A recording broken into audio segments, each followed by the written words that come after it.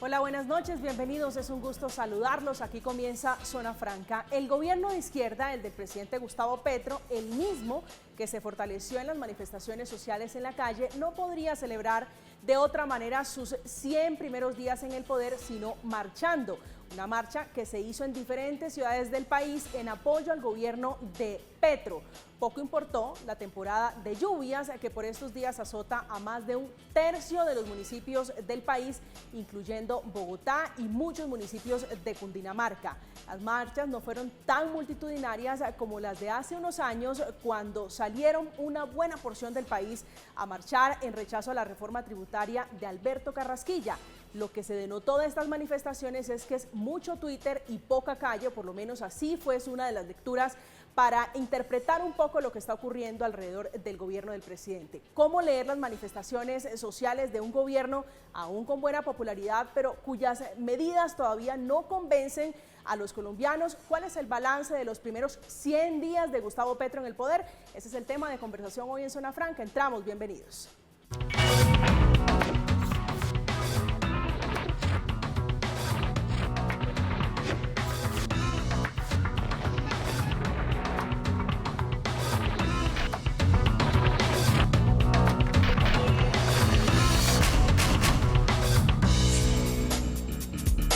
A propósito de las marchas de ayer que no fueron tan concurridas en favor del presidente Gustavo Petro y de su gobierno, la alcaldesa Claudia López, que ha sido a propósito una de las mujeres simpatizantes, de las mandatarias simpatizantes de este gobierno, salió a ponerle un palito en la rueda petrista, que hoy está cumpliendo más de 100 días en el poder. Dijo la alcaldesa, criticando en su cuenta de Twitter que no era el momento, que era inoportuno, dice ella, con respeto, invito a tener sentido de las prioridades. Medio país está inundado y con toda razón lo dice. La Calera y otras zonas de Bogotá están en emergencia. Seguimos a la búsqueda del señor Velilla. Cada servidor, recurso que tengamos que dedicar a cuidar marchas y celebraciones nos resta capacidades. Ese es el tema de conversación, las marchas, las manifestaciones en apoyo al gobierno Petro Márquez, y por eso está esta noche con nosotros Daniel Palacios, que fue ministro de Estado, concejal de Bogotá. Doctor Palacios, muy buenas noches y bienvenido a Zona Franca. María Camila, buenas noches. Un saludo muy especial para ti, para los panelistas y para toda la audiencia. Gracias, señor. Daniela Garzón es investigadora de la Fundación Paz y Reconciliación Pares.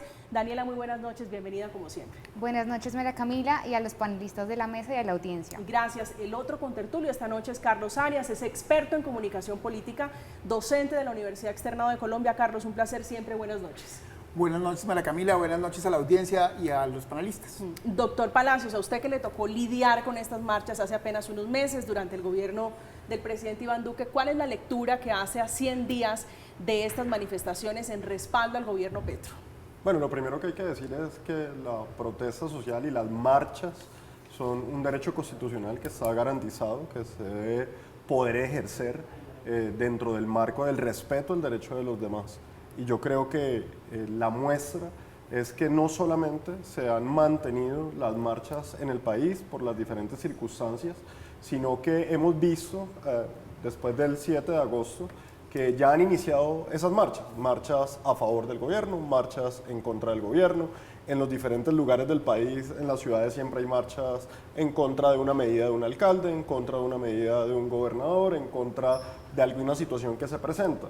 Lo importante de estas marchas, saliéndonos un poco de la coyuntura política, es que se conduzcan bajo los principios del respeto a la ley, en donde no se cometan actos de vandalismo, donde no se ataque la propiedad privada y la propiedad pública, y donde sobre todo ese ejercicio democrático sea una manifestación pacífica. Y eso en últimas es lo más importante. ¿Qué hemos visto? Vimos ya 2 marchas en contra del gobierno del presidente Petro, unas marchas que realmente creo que para la tan corta etapa han mostrado nutridas, gente que ha salido ya a manifestar su descontento. Creo que esa primera marcha a favor del gobierno que convocaron, tal vez un poco en respuesta a las anteriores, no tuvo el efecto que ni el gobierno ni quienes la convocaron querían, pero sin duda alguna lo importante, y nuevamente lo menciono, es que cualquier manifestación que se haga dentro del orden y dentro de la paz. Carlos. Bueno, más allá de lo que ya dijo Daniel, que creo que pues, para qué reiterarlo, y haciendo uso también de ese derecho a la participación en esta mesa, enfocándonos al tema de la estrategia y la comunicación política. Me parece que no aguantan un análisis las marchas de ayer. ¿Y por qué no aguantan un análisis? Porque subutiliza el poder de las redes sociales Gustavo Bolívar, no tiene ningún tipo de sensibilidad humana, ahí sí, y no se conduele con la situación que usted describía al inicio del programa, de la ola invernal que está azotando al país, y sobre todo, yo creo que ni Hassan, el anterior asesor de comunicaciones del Palacio, del presidente Iván Duque, se atrevió a tanto. Es decir, hacer un ejercicio de movilización ciudadana en medio de lo que está sucediendo, no se conduele con lo que está pasando el país, no se conduele con lo que está pasando los colombianos, e incluso logra que recursos de la alcaldía, que tienen que estar, entre comillas, acompañando la marcha, que deberían estar haciendo otro tipo de labores, se invierten en un tiempo que básicamente busca un hecho de generación política, un golpe mediático que afortunadamente no fue, y yo creo que es un mensaje muy claro a las huestes y a los alfiles de Gustavo Petro para decirles, hey, ojo, no todo puede ser mediatizado, no todo puede convertirse en la generación de un hecho mediático, y que la twittercracia tiene que pasar a un segundo plano, que Colombia está requiriendo más acción en políticas públicas y menos en ejercicios mediáticos. ¿Usted cree que esto fue un ejercicio más de Twitter que, digo, de democracia en las calles, popular en las calles? Mire, de acuerdo con Daniel, yo creo que la representación y la participación política es válida en cualquier momento, pero en este preciso instante, este tipo de ejercicios responde simplemente a una necesidad de figuración política, a una necesidad de respaldo y legitimación en gobernanza, y que es ineficiente y no se conduele con la situación del país, y que no lee claramente a la gran mayoría de las audiencias. Lee muy bien a las audiencias políticas que están en Twitter, pero no lee a las audiencias que están en las calles. Y por eso la respuesta. Yo creo que por eso no aguanta un análisis superior, porque las audiencias en la calle, la gente que hoy está sufriendo las alzas en las universidades, las alzas en la gasolina, ¿sí? Todo lo que conlleva el alza en el dólar, que es el aumento de los fletes para transporte de alimentos. Ayer no salió a marchar por esa misma razón, porque están enfocados en otros temas. Y eso tiene que tener un mensaje político a Gustavo Bolívar y a algunos otros alfiles de, ojo, el país está en otro momento, está pensando otras cosas y está esperando una respuesta del Estado, no está esperando un llamamiento de opinión pública. Daniela. Bueno, yo creo que lo que es novedoso en este caso es que es muy raro que la gente salga a marchar a apoyar un gobierno. O sea, normalmente las marchas, como ya lo reconoció Daniel, y las protestas, pues precisamente tienen un carácter de estar en contra del establecimiento. Es raro ver que salen a marchar a favor de un gobierno. Yo creo que coincido en ese punto con Carlos, de que no era el momento, y sobre todo creo que Gustavo Bolívar trató de mostrar que tal vez el apoyo ciudadano estaba manifestado en las calles y la gente tiene otras prioridades hoy, pero sin embargo me parece que en verdad es un hito que en Colombia, además después de la firma del acuerdo con las FARC, había un aumento de la participación política de la gente en las calles, y que hoy salga gente a apoyar a un gobierno, si sea una sola persona o dos o las que salgan, pues sí creo que sí merece un análisis, porque es extraño que haya gente que crea tanto en un gobierno que esté dispuesta a gastar recursos y tiempo valioso para mostrar su apoyo en las calles. Y ahí es donde creo que es una cosa que por lo menos yo nunca lo había visto en Colombia. Las marchas casi siempre han sido convocadas, como tú lo dijiste, María Camila, por ejemplo, hace un año vimos un estallido social sin precedentes, que de hecho no creo que ni siquiera el paro del 77 pueda igualársele o lo que sucedió en 2019, y eso sí me parece novedoso como hecho político. Pero no era natural, es decir, pensar en que sí podrían ser exitosas, siendo Gustavo Petro, digo, un líder, digo, no natural de las calles, como por ejemplo el presidente de Chile, Gabriel Boric, pero sí que le debe mucho al movimiento estudiantil, a la calle, al movimiento popular en las calles. Sin duda sí, pero yo creo que la gente también ya sabe que son gobierno, y creo que eso incluso lo ha adquirido las personas que votaron por Gustavo Petro antes que mucha gente dentro del gobierno. Saben que hoy ya tienen el poder, ¿qué más van a reclamar en las calles? Y en este momento la dirección del Estado está en manos de la persona que eligieron. Entonces, por eso es un poco extraño esperar marchas multitudinarias en apoyo a un gobierno pues que apenas está comenzando, que vivió 100 días muy frenéticos, que ha tenido que recular en algunas de las cosas que prometió en campaña, pero que también ha hecho avances importantes, por ejemplo, aprobando la tributaria en medio de un panorama económico difícil y dándose, por ejemplo, la pelea con la paz total. Pero yo te adicionaría algo, y es lo curioso, y de pronto retomando un poquitico lo que decía Daniela, y ahora hago un comentario sobre lo que dijo Carlos, y es lo siguiente: no es normal que un gobierno convoque marchas, no es tan cierto. Los gobiernos a veces lo han hecho o han apoyado causas que se han convocado. Pongamos un ejemplo, la marcha cuando fue en contra de las FARC, más o menos en los años 2000, fue una marcha que casi todos los alcaldes, los gobernadores, el Estado apoyó, pero generalmente las marchas tienen un origen cívico.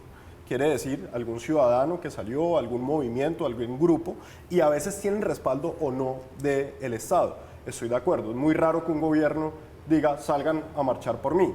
En algún momento Petro lo hizo como alcalde de Bogotá cuando dijo, salgan a marchar o a concentrarse en la Plaza de Bolívar por el fallo que había hecho la Procuraduría, pero volvemos a lo mismo, generalmente siempre tiene una causa. Entonces, es decir, salgan por eso. El mensaje político es más complejo. Si yo fuera Gustavo Petro, yo estaría diciéndole a Gustavo Bolívar, oye, ¿usted cómo no nos mete en eso? ¿Usted cómo llama a decir que salga la gente a marchar y la gente no sale a marchar?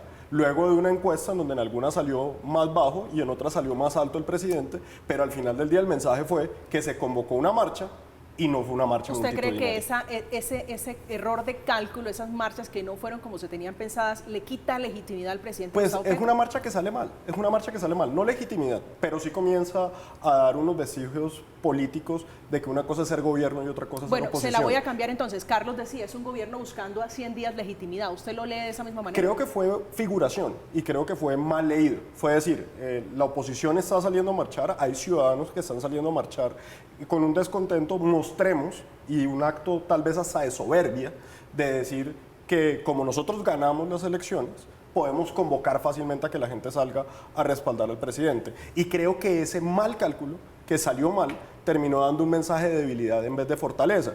¿Y qué va a pasar ahora con la siguiente marcha que convoque la oposición? Especialmente, y lo digo cuando ya estamos viendo los efectos de un dólar que cada día está más alto, cuando estamos viendo los efectos, como lo mencionaba ahorita, en las matrículas universitarias, cuando entra una reforma tributaria que sin duda alguna va a afectar el bolsillo de los colombianos, cuando vemos una economía desacelerada, quiere decir, mal momento para convocarla. Creo que fue un error estratégico político, pero además me recuerda una cosa y con esto termino. Veía ese trino de la alcaldesa Claudia López y le recuerda a uno, cuando yo era ministro del Interior, recuerdo en algún momento apelar a los ciudadanos, a decirles en ese momento, estamos en plena pandemia, o sea, salir es un riesgo. Y en algún momento tratamos de insinuar que no era un buen momento para salir a hacer marchas y eso realmente salió mal. ¿En qué sentido? En que nos dijeron, no, primero está el derecho a poder salir a participar, el poder salir a marchar. Entonces, en ese sentido me genera mucha curiosidad porque en ese momento la posición de la alcaldesa Claudia López, la posición de muchos, era no, hay que salir a marchar, no importa que contagiemos, no importa que eso genere un pico. Entonces, hoy sí salir con ese análisis de decir por lo que está pasando en la Calera, por lo que está pasando en la inundación, no debemos salir a marchar, lo que muestra realmente es que ahí hay una dicotomía en ese derecho de poder salir a participar y los momentos que puede estar atravesando un país como hoy lo estamos atravesando con una dificultad en materia de invierno, pero también en su momento lo estamos atravesando con una pandemia que el mundo nunca había visto y que nos costó más de 130.000 muertos. Claro. Yo quiero recoger algo que usted ha anotado ahorita en la pregunta a Daniel, bueno, a toda la mesa de panel, y es, ¿a quién le cuesta? ¿Quién salió perdiendo? Claramente sale perdiendo, yo no, estoy completamente seguro que no sale perdiendo Gustavo Petro porque tiene un teflón, así como en su momento lo pudo haber tenido Uribe. ¿Quién sale perdiendo? Gustavo Bolívar. Y sale perdiendo no solamente por haber convocado una marcha que no era necesaria, sino sale perdiendo por los trinos que sale diciendo al día siguiente, a las horas después de la marcha, en los cuales le recrimina a los bogotanos, le recrimina a los colombianos y les dice más o menos oportunistas, porque lo apoyaron a Gustavo Petro en un momento y ayer no salieron a marchar. Entonces yo creo que sale perdiendo Gustavo Bolívar, que ha venido perdiendo legitimidad, presencia, credibilidad, que en un político es fundamental. En comunicación política, si el político pierde credibilidad, casi lo pierde todo. Entonces creo que el que verdaderamente sale perdiendo es Gustavo Bolívar y aquellas personas que lo convocan. Y una cosita pequeña que acaba de comentar Daniel. No se pueden comparar los momentos, Daniel, porque la coyuntura en términos de pandemia y la coyuntura de ayer es completamente diferente. La coyuntura que se estaba viendo en pandemia, si bien tenía una emergencia sanitaria importantísima mundial, estaba rodeada o estaba acontecida de una serie de medidas del gobierno que básicamente por el estado de excepción le habían dado libertades al gobierno para ejecutar una serie de políticas y acciones que el pueblo básicamente no tenía cómo contrarrestar y no tenía cómo manifestarse porque estaba encerrado. Entonces, allí claramente, y en algo concuerdo, y es que los fenómenos de indignación y de ciberactivismo se trasladan a las calles y son necesarios, pero no se pueden comparar los dos momentos. Yo estoy totalmente de acuerdo. El otro era peor, el otro costaba vidas. Y costó más de 130.000 vidas. Daniel. Igual que el día Bueno, pero no creo que hayan sido, o sea, las 130.000 vidas, Daniel, no fueron porque la gente salió no, hay un pico que está absolutamente claro y demostrado. Ahí estás mintiendo. No estoy mintiendo. Y primero que todo, si tú recuerdas, perdón, un tico, entonces hay cuarentena, pero no para marchar. O sea, Daniel, pero explícame. Bueno, Daniel, pero porque es que había unas condiciones, pero es que a el aislamiento estaba diseñado precisamente para proteger vidas. A tu ministro de Hacienda se le ocurrió pasar una reforma tributaria en medio del pico más grave de pobreza que hemos tenido en los últimos años. Peor que en una recesión económica en la que estamos. Ustedes mismos han salido a decir que ha habido una recuperación económica, que la ha habido, pero es que está, o sea, es que yo te recuerdo, es que no fueron los 130.000 muertos causados en 2 meses porque la gente salió a contagiarse, Daniel. La gente estaba cansada, ustedes extendieron el estado de emergencia económica. Yo te puedo pedir el favor, desde un estudio clínico usted me puede confirmar que el haber salido a las calles aumentó en 150.000 personas los muertos. No, de antemano desde la academia le puedo decir que no. Perdón, ¿tú eres académico en qué? Doctor Palacio. Yo soy académico, soy doctor en psicología. ¿En psicología tú eres médico? No, no soy doctor. ¿Eres experto en pandemia? No, pero si te... No me metas a la academia Daniel, de psicólogo con la academia de la medicina, por favor. Y te voy a decir, por favor, yo los quiero entender a ustedes un momentico y con eso finalizo ese punto porque además me parece increíble. Doctor Palacios, vamos por La cuarentena estaba diseñada para que la gente no saliera y no se contagiara porque precisamente lo que estaba determinado en todo el mundo, espera un momento, pero déjame un segundo. O sea, a ver, las cuarentenas en todo el mundo, no en Colombia, se diseñaron porque se comprobó que el COVID, el contagio se generaba por el contacto físico, y que lo que se tenía que hacer era un aislamiento. Eso está científicamente comprobado, eso no me lo estoy inventando yo. Eso está científicamente comprobado y no fue Colombia, fue el mundo entero el que tomó esa medida. Esa medida, precisamente, si tú haces una concentración, si tú haces una manifestación, estás yendo en contravía de lo que científicamente está demostrado que era lo que se tenía que evitar. Entonces, si tú me estás diciendo a mí, qué pena contigo, Carlos, pero si tú me estás diciendo a mí que te compruebe científicamente que el contacto físico, la concentración o estar en lugares concentrados generaba más contagio, está absolutamente comprobado. Por eso no teníamos discotecas, por eso no teníamos conciertos. ¿Tú me puedes confirmar a mí que los 150.000 muertos que acabas de afirmar se produjeron porque la gente salió a marchar? Si eso me lo compruebas, es que yo no, me retiro. Carlos, qué pena contigo, pero yo no dije eso. Lo que dije fue... a mí por qué el gobierno nacional levantó el día sin IVA y convocó a la gente para que saliera a comprar, haciendo una medida que no generaba ningún tipo de rédito económico, ni de inversión, ni de desarrollo económico. Es que no estoy de acuerdo contigo. Y tú estabas en ese gobierno y no puedes ser autocrítico en eso. Estaba en ese gobierno y precisamente te puedo decir, pues es que si me está muriendo el tema tengo que contestar. Estaba precisamente en ese gobierno y precisamente saqué los decretos de aislamiento obligatorio que fueron firmados por mí como ministro del Interior. Y los decretos de aislamiento obligatorio nadie los está cuestionando. Aquí tú no me estás cuestionando a mí que tus hijos estuvieran en la casa mientras estudiaban. Eso no me lo estás criticando. Aquí todo el mundo se alerta y es mi punto exactamente el que estoy mostrando. Este es mi punto exactamente el que estoy mostrando. Y me impresiona, y así arranqué yo mi argumento, y ustedes me han dado la razón. Inmediatamente uno dice que algo restringe. De alguna forma, el poder salir a marchar genera un sentimiento inmediato de que eso no puede pasar. Hoy estoy diciendo, me impresiona que veo a muchas personas que en su momento criticaron cualquier medida que restringiera la participación, como era la pandemia que ponía muertos, en ese momento lo criticaron.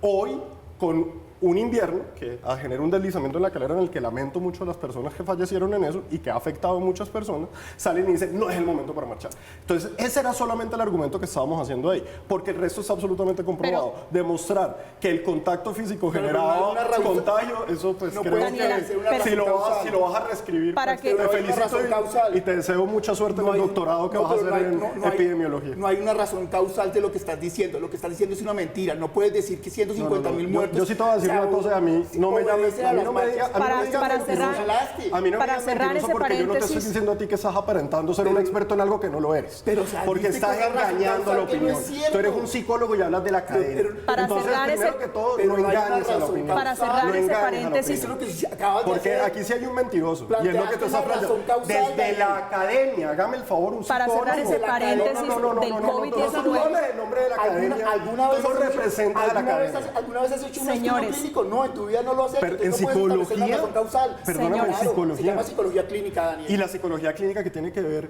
con las restricciones que se aplicaron en el COVID. Te estoy enseñando que hay una razón No, es que a mí no me enseñes, porque las decisiones que se tomaron las tomó el mundo Señores, entero. Las para recomendó la cerrar ese OMS. paréntesis del O sea, COVID-19, perdóname. volvamos y aterricemos, Daniela, No hay le pido razones excusas causales de lo que sobre dijiste. el punto y los dos Estoy momentos totalmente del de acuerdo país. contigo. Ese momento de protestas no se parece al momento que está viviendo, digo, ahora a favor y en contra del gobierno del presidente Gustavo Petro. No se parece, primero, por lo que ya ha dicho Daniel, era un momento epidemiológico difícil, aunque coincido en que no se causaron 140.000, además no fueron 130.000 muertos en un mes, pero además el gobierno de Iván Duque ya era impopular antes de la pandemia.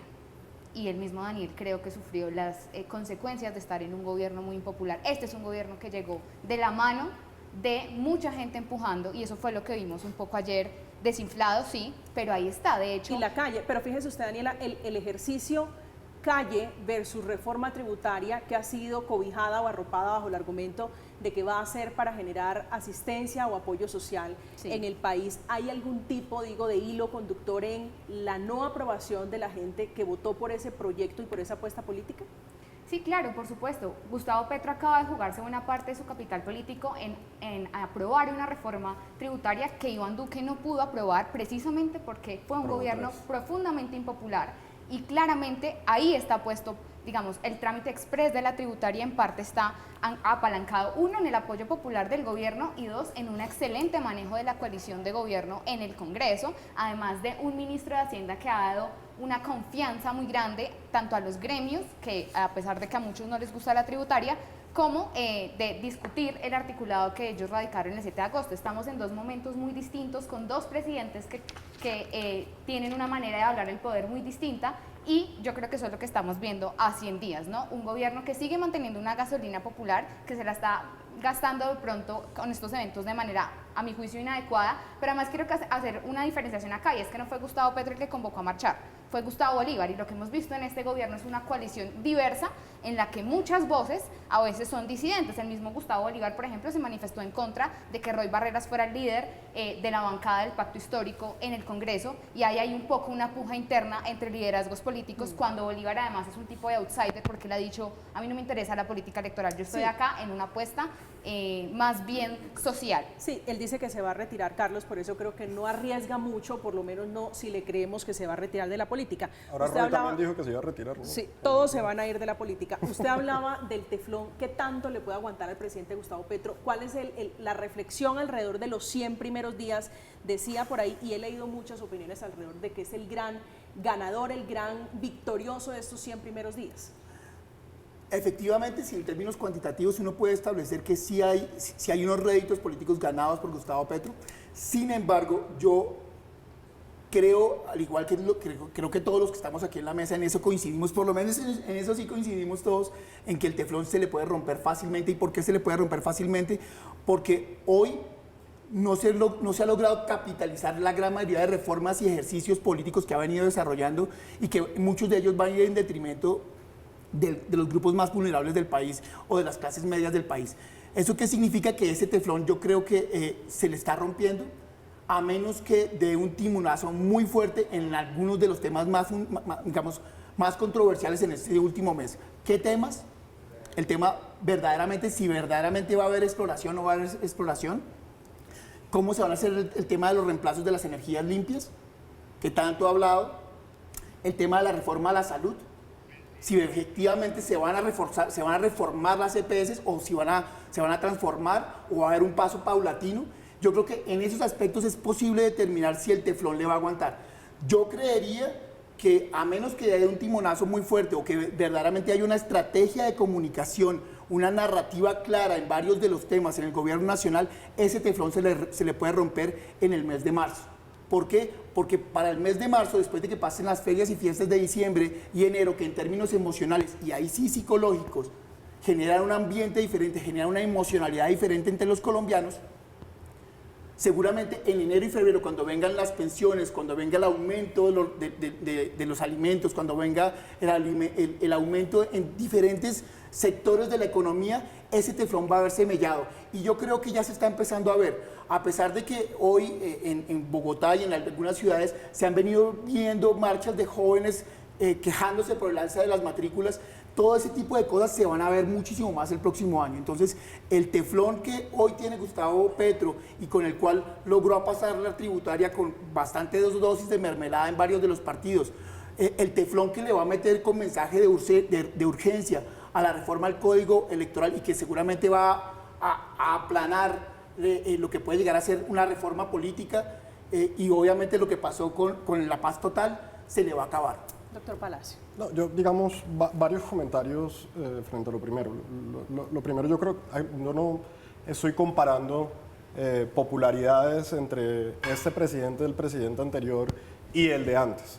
Yo no sufrí absolutamente nada. Tuve el placer, el orgullo de servirle a mi país como ministro del Interior y lo hice cada día entregándolo todo. No sufrí absolutamente nada, si esa es su preocupación, Daniela. Lo único que sufrí fueron muchas noches de trasnocho tratando de hacer lo mejor por nuestros compatriotas, que era la única preocupación que teníamos en el gobierno. Pero sí te recuerdo que al presidente Duque, así como lo eligieron a Gustavo Petro, lo eligieron con más de 10 millones de votos. En su momento la votación más alta histórica del país. Y también hubo mucha gente que salió a votar por él en su momento. Entonces, todos los presidentes, cuando son elegidos en una democracia, pues se eligen con la mayoría. Puede ser una mayoría muy amplia, puede ser una mayoría más holgada. Hoy lo que vemos es, y lo reitero nuevamente, es una mala decisión en timing, en tiempo de convocar una marcha. La convocó un alfil, estamos de acuerdo, no la convocó el gobierno, no la convocó Gustavo Petro, pero si hubiese un poco más de coordinación, si hubiera sido una tarea del ministro del Interior o del mismo presidente de llamar a sus alfiles y decirles, venga, no me pongan en esa posición. No me pongan en esa posición porque si sale mal, pues de todas maneras se va a ver como si saliera mal, va a alimentar a la oposición y yo estoy de acuerdo, el teflón de un presidente, por eso se llama la época de la luna de miel, un presidente de los primeros 100 días, es muy difícil que su imagen baje. Pero como lo mencioné igualmente... Pero la del presidente Petro, digo, está en el 60 y pico, 61. En una está en el 61, en una en el 41, 51.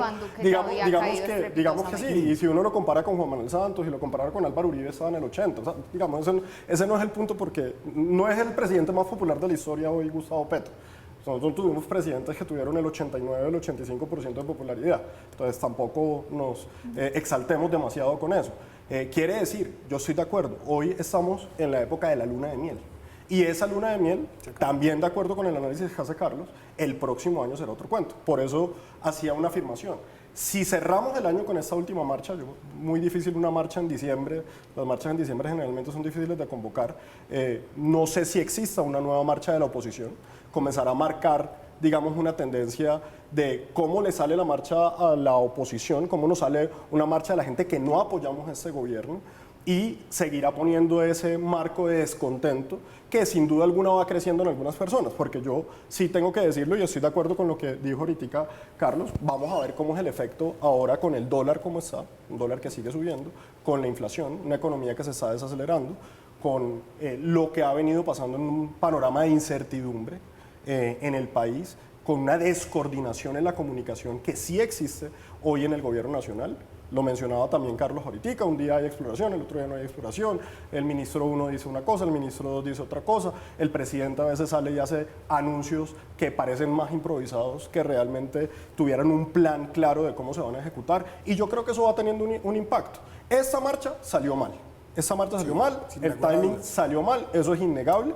Creo que si hubiese salido muchísima gente hoy, la conversación sería diferente y el gobierno se estaría abrogando claramente ese apoyo popular. Es que hay muchas lecturas, Daniel, alrededor de lo que está pasando en los 100 primeros días. Por un lado, las encuestas, por otro, estas marchas y por otro, lo que está ocurriendo en el Congreso de la República. Pero para hablar un poquito de lo que muestran las encuestas alrededor del presidente Gustavo Petro, su lectura, su apreciación sobre por qué le va bien al presidente en su imagen y no a sus propuestas, es decir, la gente no está de acuerdo con lo que propone el gobierno de Gustavo Petro, pero a él le va relativamente bien. Bueno, yo creo que Gustavo Petro cosechó buena parte de su capital político en las calles, siempre ha sido un hombre de plaza pública y en la campaña lo manifestó de esa manera, creo que viajando por todo el país.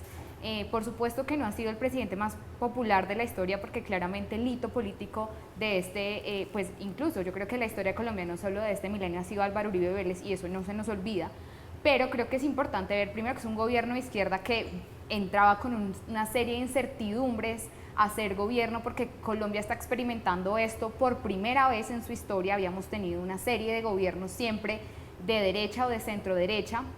Y por eso creo que el balance de los 100 días en términos de popularidad de Petro es bueno. Primero porque es un hombre de amores y odios y en el gobierno es muy fácil que pierda capital político y que ese teflón no le alcance por también lo agitado que hemos visto y por esas descoordinaciones claras que en cierta medida le han pasado factura a sus ministros, a Irene Vélez, especialmente a su ministra de Minas. Entonces creo que en ese sentido el balance es positivo. Claro, tenemos un panorama económico realmente muy preocupante. Y eso va a poner a prueba el gobierno porque lo que sí es cierto es que a pesar de las victorias económicas en materia de haber podido pasar la reforma tributaria, no es claro el camino de cómo van a incentivar el empleo productivo el otro año y cómo van a hacer para que la economía no se desacelere a niveles mucho más preocupantes en medio de una crisis internacional en la que Colombia tiene muy poco que decir. Carlos. Yo a un colega suyo le hice un ejercicio en el diario El País de España alrededor de la comunicación y cómo le dio en los últimos 100 días. Y hoy uno puede plantear que hoy no hay estrategia de comunicación del gobierno nacional. Hoy hay un líder político con un importantísimo canal que ha desarrollado a lo largo de su historia política. O sea, Gustavo Petro entendió para qué eran las redes sociales digitales, entendió para qué era el Twitter, por eso es poderosísimo, pero está gobernando por Twitter. Hay un académico que se llama Mario Riorda que habla sobre el gobernauta latinoamericano y en su momento evaluó a Gustavo Petro cuando era alcalde de Bogotá y advirtió en su momento cómo Gustavo Petro gobernaba desde Twitter. Y hoy lo que estamos teniendo lamentablemente es una twittercracia, en donde el presidente se comunica con los ministros ocasionalmente por Twitter, da medidas de política pública por Twitter, ¿sí? Expresa lineamientos ideológicos por Twitter que a veces no son consensuados entre sus mismos ministros. Por esa misma razón tenemos 3 ministras, como la ministra de Salud, la ministra de Trabajo, la ministra de Minas y Energía, que les ha tocado devolver parte de sus declaraciones o le ha tocado salir al hermano mayor de los ministros, al doctor José Antonio Campo, a rectificarlas o a reconvenir sus narrativas para aplacar a los mercados. Y eso básicamente hace que en estos 100 días toda la imagen pública y toda la favorabilidad del gobierno nacional recaiga en una sola persona y en una cuenta de Twitter. Y eso es nefasto para la institucionalidad del país. Son 100 días donde también ha sido objeto de críticas el Twitter del presidente Gustavo Petro, a quien le atribuyen, o más bien a él, a sus deditos, lo que está ocurriendo con el dólar, la confianza alrededor de los mercados, alrededor también de la visita de Mariana Mazzucato, que es una economista muy respetada, que vino a enseñarle, o por lo menos a darle pautas al gobierno de cómo manejar las comunicaciones, dándole allí un jaloncito de oreja a la ministra Irene Vélez. Estamos en Zona Franca, vamos a hacer una pausa. Al regreso hablaremos también de la reacción de Humberto de la Calle, el congresista que también hace un balance diciendo que el presidente Petro es uno de los grandes victoriosos, de los ganadores, pero hace una reflexión alrededor de la oposición que tiene muy poca o realmente muy blandita la oposición al presidente Gustavo Petro. Hacemos una pausa, ya regresamos.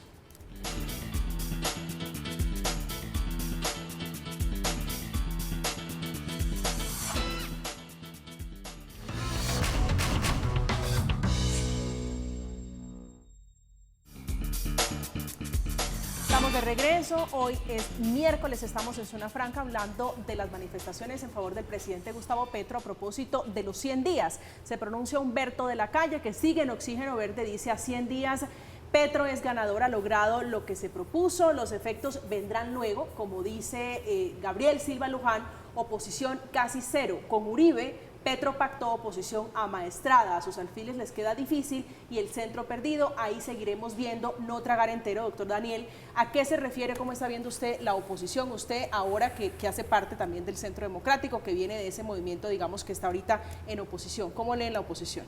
Bueno, yo creo que así como es demasiado pronto cantar victoria, como decir, es que el presidente no tiene oposición, estamos a 100 días y en 100 días las mieles del poder van cambiando.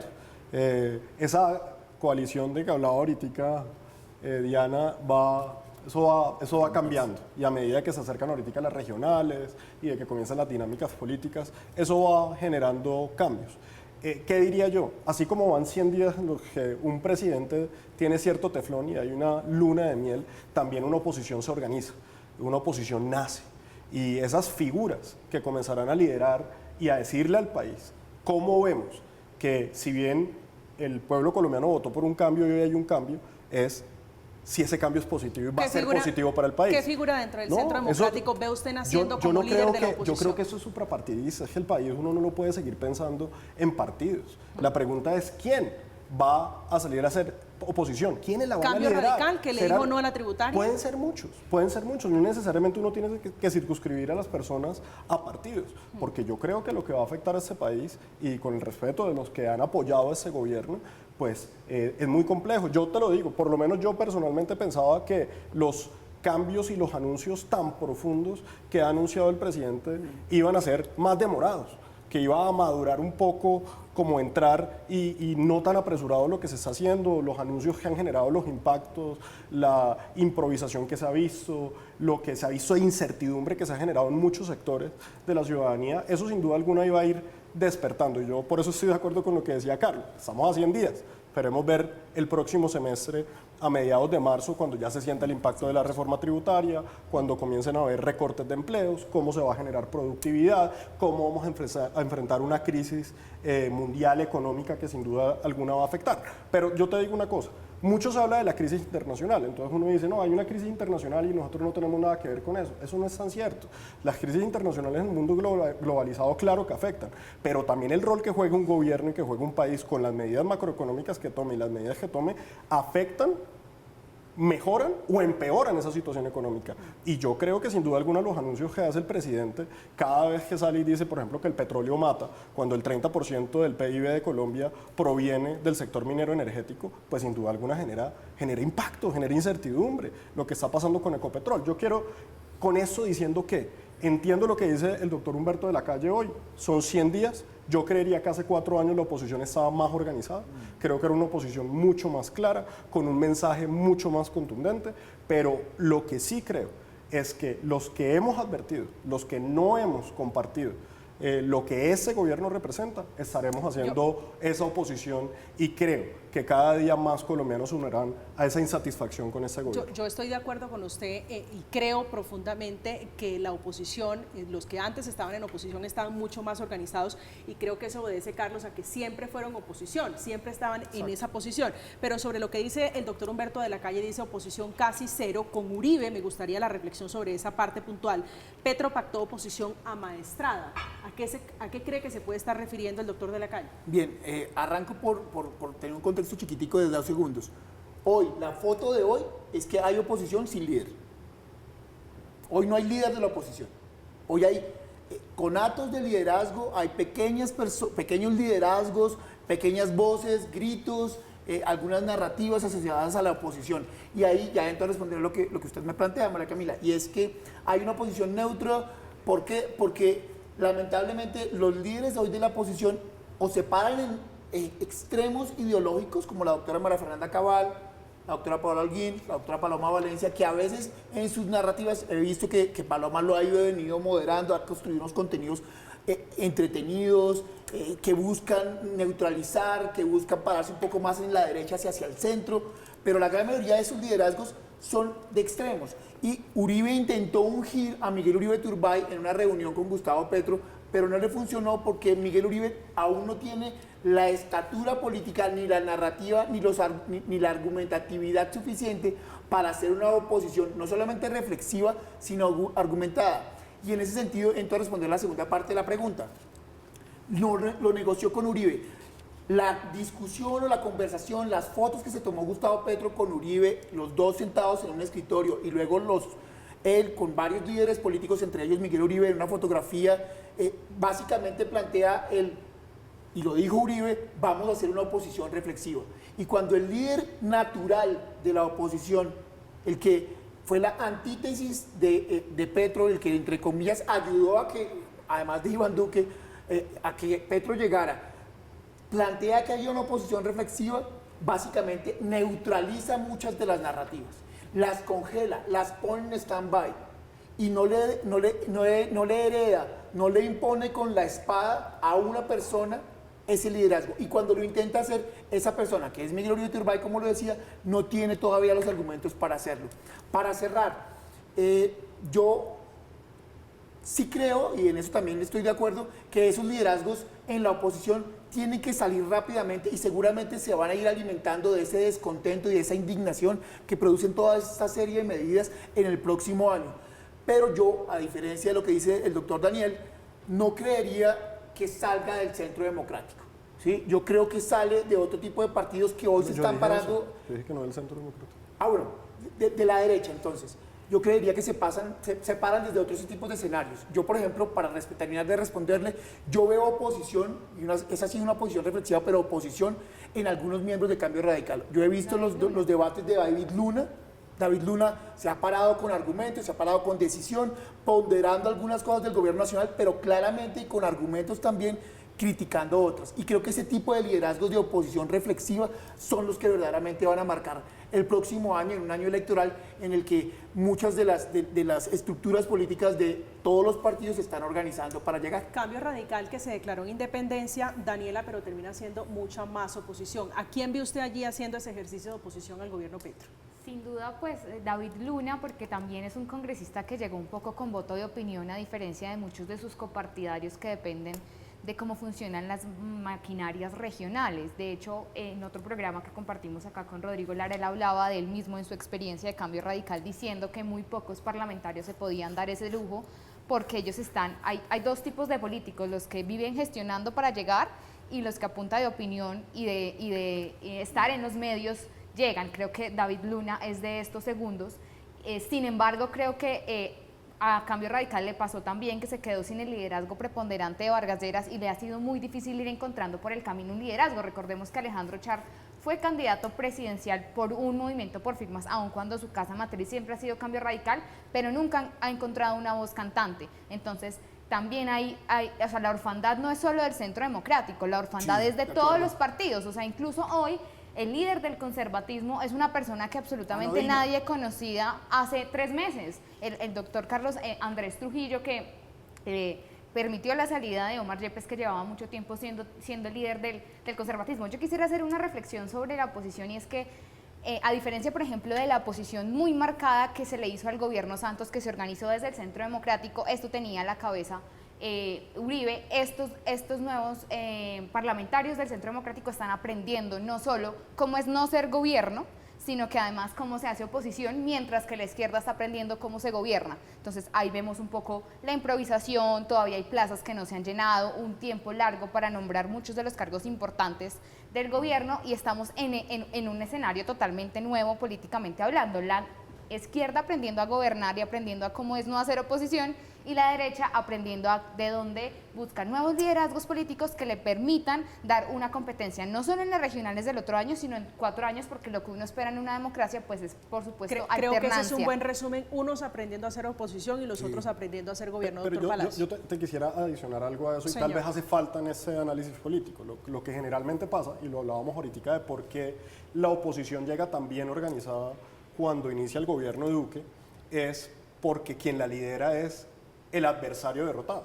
O sea, es la segunda persona con mayor votación en el país, una persona que tiene un reconocimiento cuando uno es candidato presidencial y llega a una segunda vuelta, fácilmente más del 80% del país tiene un reconocimiento de quién es esa persona.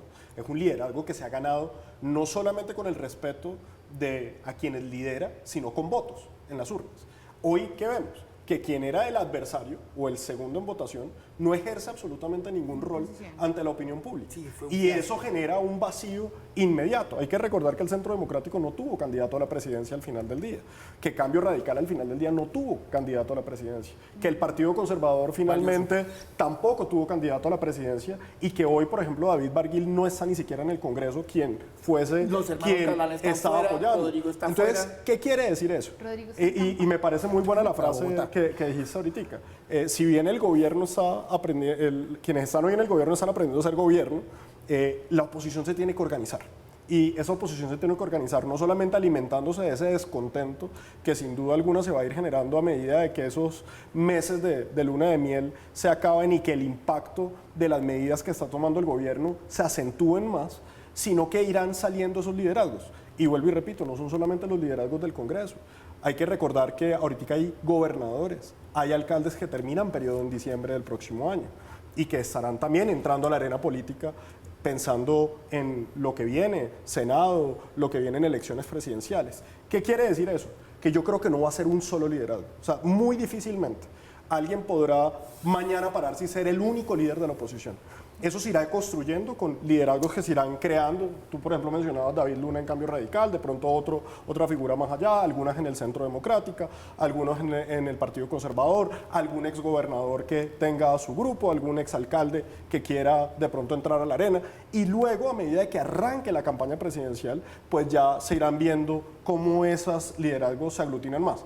Porque no podemos tener un solo liderazgo hoy que aglutina a todo el mundo, porque el que quedó de segundo en la elección, quien sería el que tendría esa legitimidad, no tiene la capacidad hoy de aglomerarlos a todos. Eso sería, el llamado era el señor Rodolfo Hernández, el efímero congresista Rodolfo Hernández, que a regañadientes aceptó hacer oposición, ir al Congreso de la República y no duró lo que esperaban, no logró representar a esa mitad del país que lo apoyó y que esperaba representar en él esa oposición al gobierno de Gustavo Petro. Hablando de las marchas, no todo fue color de rosa y carnaval.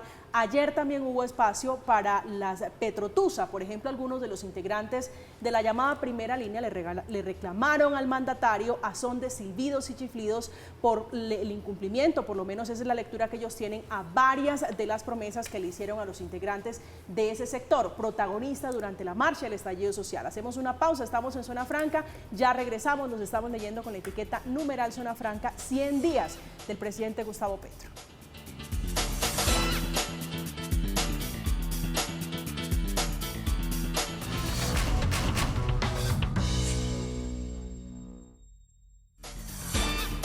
Estamos de regreso en Zona Franca hablando de política, de los 100 días en el ejercicio de poder del presidente Gustavo Petro. Daniela, su reflexión final sobre esto, sobre el tema de conversación esta noche. Sin duda, 100 días es muy poco tiempo para evaluar un gobierno. Este gobierno entró con las agendas puestas sobre la mesa, con una agenda muy ambiciosa en términos, por ejemplo, de los diálogos regionales vinculantes, pero por delante quedan muchos retos, el que yo identifico y que hemos estado de acuerdo en esta mesa, el reto económico del próximo año. Y además, pues, el mismo reto que se ha puesto Gustavo Petro, que es lograr la paz con el ELN. Carlos. Balance, efectivamente 100 días son como 100 metros, no se puede evaluar un maratonista por 100 metros y esto son 4 años y lo que está buscando Gustavo Petro es casi 8. Entonces esa maratón se construye con el tiempo. A pesar de eso, sí es muy positivo y muy ponderable que en tan poco tiempo haya sacado adelante reformas que en muchos casos tienen vacíos, en muchos casos claramente fueron producto de la mermelada y de pupitrazo, pero también en muchos casos fueron producto de un ejercicio de política concienzudo, de planeación de mucho tiempo de lo que ha sido su apuesta política histórica en su vida política. La paz total, la reforma tributaria, la reforma al código electoral, creo que hay un buen balance, por lo menos en términos cuantitativos, de este gobierno, aunque hay mucho por mejorar. Doctor Palacio. Yo creo que lo que han mostrado esos 100 días, más allá de los aciertos legislativos, en el sentido del acierto legislativo de que hayan logrado sacar la agenda. Cuantitativo. No estoy de acuerdo con lo que planteaban esas leyes que pronto serán sancionadas por el presidente de la República. Lo que hoy vemos es un gobierno que está aprendiendo a gobernar, un gobierno que se prepararon para hacer campaña pero no se prepararon para gobernar, descoordinación en el gobierno, improvisación en gran medida en los anuncios, incertidumbre que se genera muy grande en muchos sectores productivos del país y en muchos sectores de la sociedad. Vemos un dólar a la alza, vemos una inflación a la alza y una economía bajando. Preocupación grande que genera o que se ve por el camino a venir y que con claridad llevará a que ese descontento se siga manifestando, siga creciendo y que muchos estaremos en esa línea de batalla haciendo la oposición a este gobierno que, si bien lleva 100 días, nos quedarán bastantes días para hacerle oposición y presentarle al país una alternativa en 4 años. Daniel Palacios esta noche revelando que va a ser oposición entre líneas. Lo alcanzo a leer un poquito, doctor Palacios. No, entre líneas Al no. gobierno. estoy diciendo entre líneas. Lo está Estoy diciendo. absolutamente Lo claro. está diciendo, no, se lo decía porque lo he visto muy pasivo, Podríamos muy estar callado. lanzando Creo que una esa es la candidatura. revelación de esta noche. Gracias por acompañarnos, La doctor pregunta Daniel. es, María Camila, Muchas ¿se gracias. podría hacer una candidatura a alguna alcaldía? Vamos a hacer oposición. Es posible, lo veo allí haciendo campaña. Carlos Arias esta noche. Carlos, un gusto tenerlo siempre en este espacio hablando de política, que es su tema. Muchísimas gracias. Claramente mi tema no es la salud. Daniela Garzón esta noche de Pares. Gracias por acompañarnos, Daniela. Gracias, María Camila, por la invitación. Llegamos al final de Zona Franca, hoy los 100 días del presidente Petro, que generan polémica también por el documental que se va a hacer para hacer referencia, para documentar, valga la redundancia, los 100 días en ejercicio del poder del presidente Gustavo Petro. No se sabe cuánto va a costar ni de dónde va a salir el dinero cuando estamos hablando de crisis. Muchos le critican que la olla no estaba tan raspada como parecían o como decían ellos cuando llegaron al poder. Llegamos al final de Zona Franca, como siempre es un gusto que nos permitan llegar hasta sus hogares. Que descansen. Feliz noche.